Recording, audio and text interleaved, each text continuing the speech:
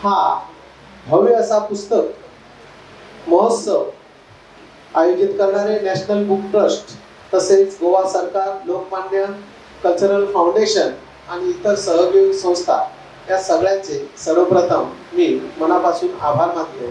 कारण गोव्यातील रसिकांना, वाचकांना हा भव्य असा सोहळा आयोजित करून एक वाचनीय खाद्य त्यांनी इथं पुरवलेलं आहे. आज इथं आपणासमोर माझ्या 2 पुस्तकांचं प्रकाशन होणार आहे. पहिलं पुस्तक आहे ते श्री विष्णूचे अष्टावतार. आपणा सगळ्यांना माहीत आहे की श्री विष्णूचे मत्स्य, कूर्म, वराह, नरसिंह, वामन, परशुराम आणि श्रीकृष्ण, राम आणि श्रीकृष्ण असे 8 आणि त्यानंतर बौद्ध कलंकी असे आपण दशावतार समजतो. तर पहिल्या 8 अवतारावरच्या या एकांकिका आहेत, संगीत एकांकिका.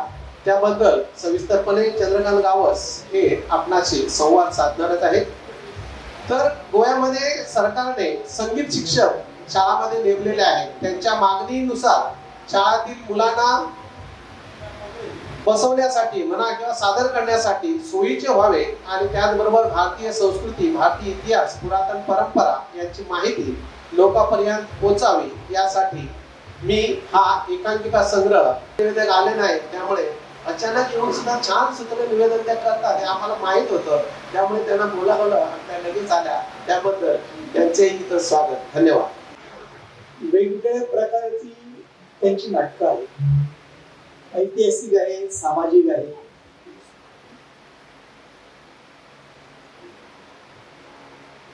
आपण जे दशावतार मानतो त्यातले 8 अवतार जे आहेत त्या 8 अवतारावर बेतलेलं हे त्यांचं नाटक.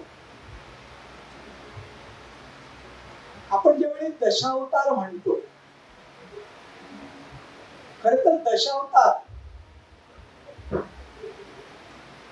ही जीवन उत्क्रांती आहे. आपल्याला ते पौराणिक आहे म्हणून थोडस आपण बाजूला सारल्यासारखं करतो, पण इतकं बाजूला सारावं असा हा विषय नाही. ज्याला आपण विज्ञानाचा पाया म्हणतो तो या दशावतारामध्ये. आपले विज्ञान, आपले सायंटिस्ट सांगतात की पहिला जीव पाण्यात जन्माला आणि आपला पहिला अवतार जो आहे मत्स्य अवतार हा पाण्यात. दुसरा अवतार जो आहे तो कूर्म, थोडासा प्रगत, तो पाण्यातही राहतो आणि जमिनीवरही राहतो. त्यावेळी म्हटलं की कादंबरी ठीक आहे, प्रस्तावना लिहायला कुणालाही आवडतं. त्याने बाण आणून दिलं आणि मी ते वाचायला सुरुवात केली. छोटी पानं पाहिली तर एक 60-70 पानं होती. म्हणजे कादंबरी खूप लहान आहे, वाढवा. त्यावेळी तुम्ही कादंबरी पूर्ण वाचली नव्हती, वाढवायला सांगितलं. एक 2-3 महिन्याने त्याने मग त्याची 100 पानं केली. त्यामुळे मी ती कादंबरी वाचायला घेतली आणि वाचायला घेतल्यानंतर तो जो विषय त्या कादंबरीमध्ये आहे आलेला आहे, तो विषय पाहिल्यानंतर तुम्हाला खरं सांगतो, प्रस्तावना लिहावी की न लिहावी असा प्रश्न मला पडला. तर हा जो विषय होता, ह्या कादंबरीचा जो विषय आहे हा चाकोरी बाहेरील विषय आहे. या विषयावर मी जवळजवळ 80च्या दशकात एक 2-3 कादंबऱ्या वाचलेल्या. चंद्रकांत काकोडकरांची एक कादंबरी होती, त्यामध्ये हा विषय आलेला. आणखी कुठली तरी कादंबरी, मला आता नाव आठवत नाही, त्यामध्ये हा विषय सविस्तरपणे आलेला. आमच्या गावात, होंडा गावात, त्याने आमच्या होंडा गावाचं नाव खूप रोशन केलंय. अशीच त्यांना सदैव इच्छा राहू दे, त्यांच्या लेखणीतून अनेक पुस्तके लिहिणं चालू असू दे. परत एकदा मनापासून त्यांना खूप शुभेच्छा देतो आणि माझे 2 शब्द थांबवतो. माझे मित्र विठ्ठल तावडे उर्फ पारवटकर यांच्या 2 पुस्तकाचे प्रकाशन श्रीहरी अष्टावतार आणि मोहिनी या दोन्ही पुस्तकाच्या प्रकाशन सोहळ्याच्या निमित्तानं हांगा व्यासपीठाचेर उपस्थित जे आतांच आपले हांगा उलोवप केले शुभेच्छा दिले ते व्हडा पैचेरीचे सरपंच शिवदास माळकर, गोंयचे नामवंत असे लेखक चंद्रकांत गांवस, गजानन देसाई आणि त्यांच्यानी हे पुस्तक बरयलें ते विठ्ठल पारोडकर, नीना नायक, चित्रा क्षीरसागर, डॉक्टर देशपांडे आणि आता सांगायले देसाई सर, सगळे पत्रकार आणि उपस्थित सगळे भावांनी भयणानो, सगळ्यात पयलीं हांव विठ्ठल पारोडकर यांचे अभिनंदन करता कारण तांच्यांनी आज 2 पुस्तकांचे प्रकाशन त्यांच्या हांगा जालें। एक श्रीहरी अष्टावतार जे वेगवेगळे एकांकिका, संगीत एकांकिका आसा तशी नाटिका आणि दुसरी कादंबरी। म्हाका सांगपाक खूब बरें दिसता कारण हांव विठ्ठलाक कसो गेली 26 वर्सां वळखता, हांगा बसले बसले हांव चिंततालो की विठ्ठलाक हांव केन्ना वळखता काय म्हणून। म्हाका याद जाता की 1998 त्या वेळाचेर विठ्ठल एक अस्कोड हांगासर बारीकशें हॉटेल चलयतालो आनी थंयच रावतालो आनी हांव त्या वेळाचेर भारतीय जनता पार्टीचें काम करतालो आनी नव्यान नव्यान म्हाका पयल्या वेळाचेर तिकीट दिली आनी सगळे म्हणटाले भुरग्याक कोण निवडून हाडटलो काय म्हणून।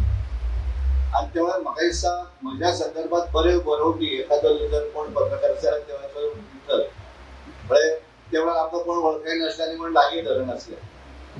अशा वेळाचेर कांय लोकांचो तुज्या जिवना भितर त्यांचो सहभाग आसता, ताचे भितर आमचे विठ्ठल आसा ज्यांच्या भितर एक वेगळो अनुभव आसा, ज्यांच्यांनी आतां म्हजे उलोवपा पयलीं चंद्रकांत गांवस आसत, गजानन देसाई आसत, हांच्यांनी एक बऱ्या तरेन तातूंत सांगताना उलयले की एक चिकाटी असो मनीस की एखादी गोष्ट जर धरली आसत जाल्यार सोडप न्ही।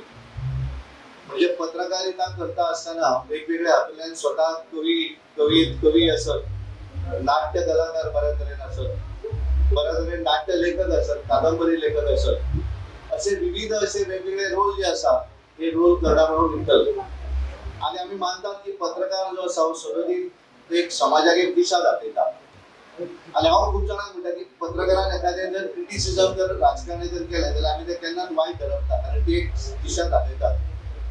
आमी जर ते पॉझिटिव्ह जर घेतले आसत जाल्यार तातूंतल्यान बरेच गोष्टी जे आसात ते आमकां शिकपाक मेळटा। ह्यातूंत हांव सागर जावडेकर म्हजो बरो मित्र आनी ताणें एकदां आमचेर एखाद्या गांवा भितर उदक मेळना अशा पद्दतीन एखादें लिखाण एकदां केलें आनी मागीर हांवें ताका विचारलें तुवें कित्याक बरयलें काय म्हणून, पूण मागीर प्रत्यक्ष जेन्ना हांव वचून तें पळयलें तेन्ना म्हाका लक्षांत आयलें की सागरान बरयल्याचो फायदो म्हाका जालो।